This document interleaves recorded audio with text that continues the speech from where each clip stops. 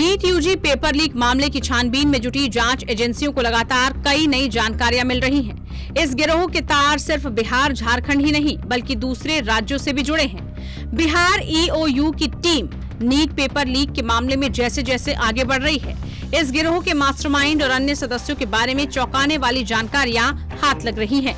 Media reports के मुताबिक paper leak कांड का मास्टरमाइंड संजीव मुखिया को किसी भी मुख्य परीक्षा का पेपर लीक करने में महारत हासिल थी।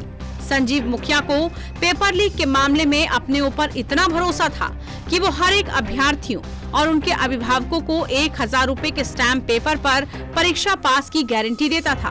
मीडिया रिपोर्ट्स के मुताबिक नीट पेपर लीक में हर एक अभ्यर्थी से 30 से 40 लाख रुपए की वसूली की गई। वहीं संजीव मुखिया जिस भी अभ्यर्थी या अभिभावक से डील करता था, उससे 1000 रुपए के स्टैम्प पेपर पर टर्म एंड कंडीशन के साथ उनका साइन करा लेता था। साथ ही किसी भी बैंक का पोस्ट डेटेड चेक भी ले लेता था।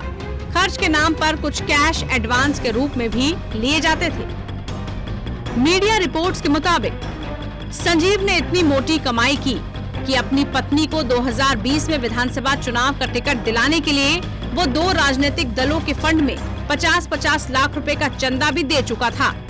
वो एक बड़े दल से अपनी पत्नी को टिकट दिलवाने में भी कामयाब रहा। संजीव ने कमीशन पर एजेंट छोड़ रखे थे, जिनमें से ज्यादातर एजेंट पटना और नालंदा जिले के हैं। नीट पेपर लीक मामले में झारखंड के देवघर से पकड़े गए 6 में से 5 अभियुक्त भी नालंदा जिले के ही हैं, जो संजीव मुखिया के लिए काम कर रहे थे। वहीं इस मामले की जांच को लेकर वकील ने क्या कुछ बताया, सुनिए। आज न्यायालय में सुनवाई होना था, लेकिन टीपी साहब जो है इसमें एक आवेदन उन्होंने दिया है कि इसमें जो ये केस जो है वो सीबीआई अपने हैंड ओवर में लेगी और उनके पास तो कोर्ट ने उनको बोले हैं कि अगर ये ने एक चिट्ठी को जारी हुआ वो आप मेरे को दे दिए तब मैं इसका सुनवाई नहीं। आज सुनवाई नहीं हो पाई क्योंकि पीपी साहब ने एक घंटे का मोहलत दिया है कि ये द्वारा जो सीबीआई को हैंड ओवर की गई केस को, उसका लेटर जब मैं दे दूंगा तो ये केस जो है सीबीआई के पास सुनवाई के लिए चली जाएगी। आज की जो सुनवाई हुई थी कोर्ट में कितने लोगों की सुनवाई हुई?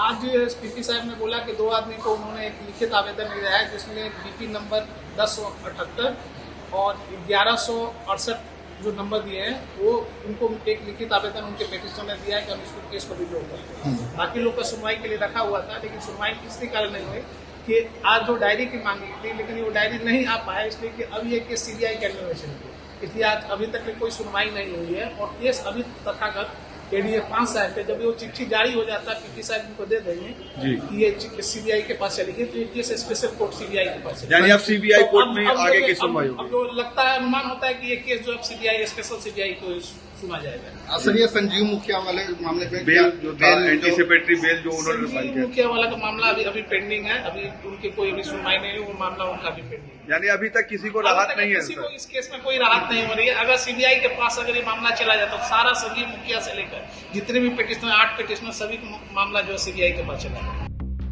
बहरहाल पेपर लीक मामले को लेकर हर रोज नए खुलासे हो रहे हैं।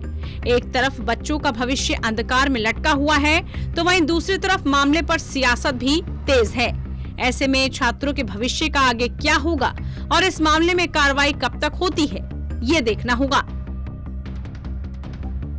टाइम्स नाउ नवभारत डिजिटल की रिपोर्ट।